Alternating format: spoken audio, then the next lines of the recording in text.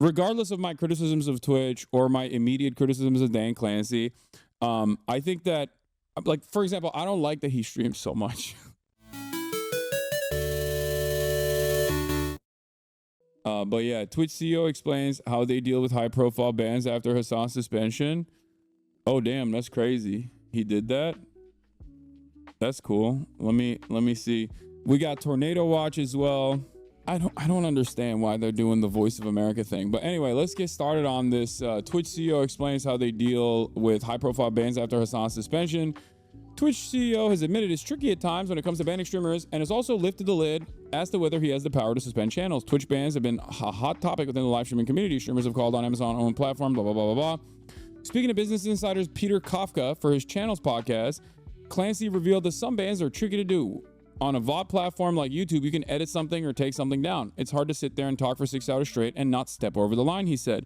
It's 6 to 8 hours trying to make sure you don't step over the line. So it's the fact that sometimes people step over the line and you can't just edit it as you would on a VOD platform. I don't think it's contentious. It's just tricky for both them and us to make sure. Look, we keep it within the guidelines. So we have to see when somebody steps over the line and do something to make sure they don't step over the line consistently. That's a pretty good approach to it, I think.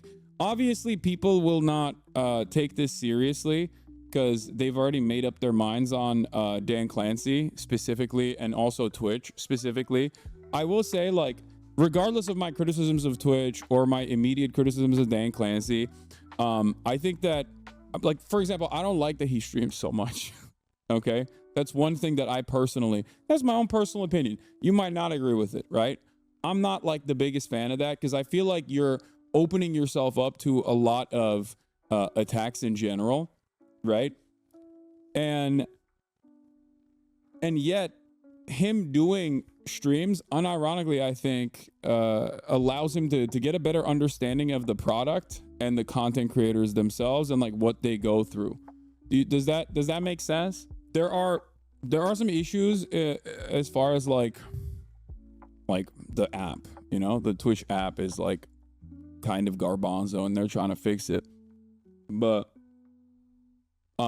as a CEO, I think like Ford CEO also drives a Ford. No, it's Ford CEO literally does not drive a Ford exclusively any longer. He's now driving a Yangwang, I think.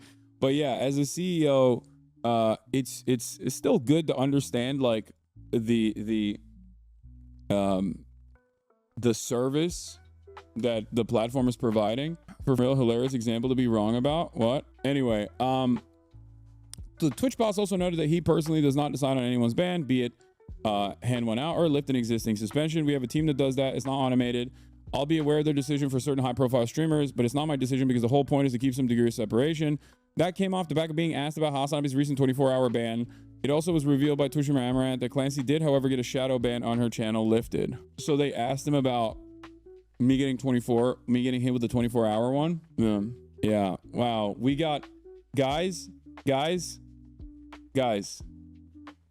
We clearly have shooters out there in the journalism. I do control the media. Okay.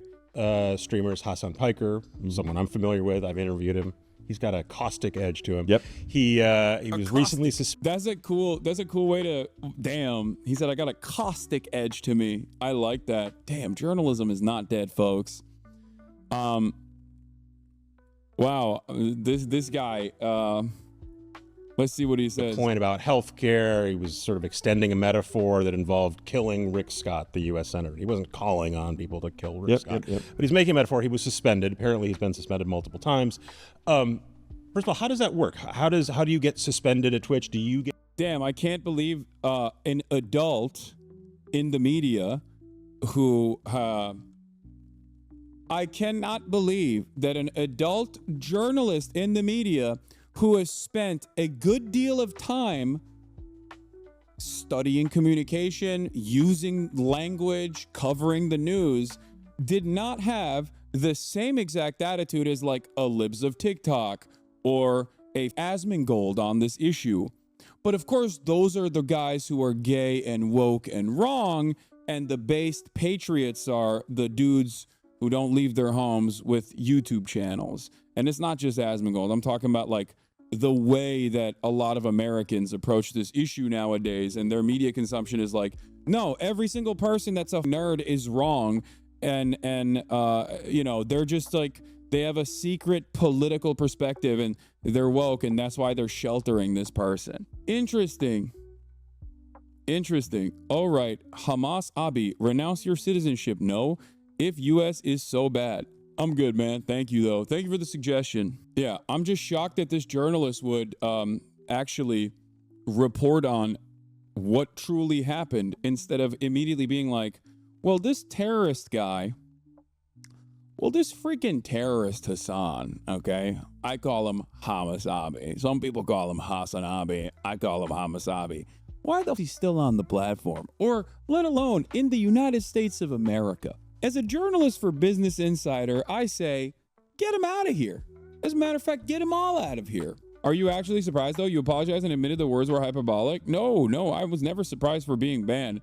I'm just showing you that, like, people do understand the difference. Like, they're, especially adults. There are still adults out there. Because I think the more we look at just, like, right-wing commentary online and how much that has devolved throughout time, we get a false notion. That, or a false sense of reality that, like, everyone is incredibly stupid, right? And I don't think that's the case. I think that there are still intelligent people out there, and you can't like lose sight of that. You can't forget that there are normal humans out there who also look to, like, Elon Musk Sig Heiling and don't immediately rush to defend him. There are plenty of normal people who see that and go, oh, that's it, I'm done. I'm writing this guy off. There are normal people out there who are still intelligent, careful, considerate, maybe not, like, super knowledgeable on an issue, but don't immediately just, like, fly off in the most reactionary perspectives. That's what it is, right? We need to remember that. We need to remember that there are people like this in the media. There are people like this all around us. And I think I sometimes lose sight of that because I've read too much Asmongold comments. You know what I mean? Like, Asmongold YouTube comment section. And I think when you stare into that darkness for an extended period of time, you end up developing a false interpretation of, like, what our fellow citizens are like. Not to say that there aren't truly people like that, and those numbers are growing, especially online, where there's just, like, an incredible amount. There's a definite, like, crisis of intellect, a crisis of critical thinking, a crisis of nuance in this country, for sure. But I do think that, you know, it's not as severe as we think it is. Living in a hate pit versus a hug box. Yeah. Are you going to talk about the U.S. Yemen military op from today, or did you already cover it? Dude, can you calm down? I will. Yes, it's right here. U.S. launches broad attack on militant sites in Yemen. I know. Trump is doing the same thing that Biden did. Peaceful. Mister, I'm going to handle this whole Israel stuff in a day. Mister, I'm going to handle Russia in a day. When it's a high-profile person, is this automated?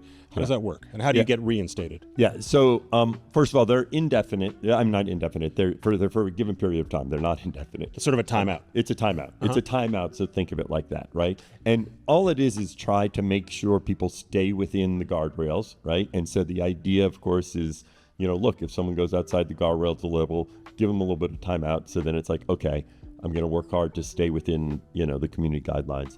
And we have a team that does that. It's not automated. I'll be aware of their decisions for certain high profiles, but it's not my decision, because the whole point is to keep some degree of separation, right? Where they're trying to make what is a consistent decision on the platform. And it seems like it's an ongoing theme for many of your big name folks, that they constantly are but often are pushing the limits, getting in trouble, getting booted, getting reinstated. And then there also seems to be sometimes a question of, did the streamer say something? Was it one of his fans saying something? Was it someone off camera saying something? How do you? Yeah, I think it's like Twitch still as a medium is somewhat new, right? And a lot of normies don't entertain the idea of like tuning in to a broadcast for like 6 to 8 hours a day. So they have no way of comprehending how you can easily manipulate language and take advantage of the nuances of any kind of statement, let alone political statements. That's pretty much it. It's just like it's very difficult to fully understand what a person's perspective is when they're talking about political issues for 8 hours, 10 hours a day, and then you're just reading what they have to say through 12-second clips. It's just not. You're never going to understand a person's perspective that way. It's virtually impossible. And because people don't really know what this medium looks like in general, I think a lot of people get duped. I get duped, and I'm in this field. You know what I mean? I'm in the heart of this, and I still get duped sometimes.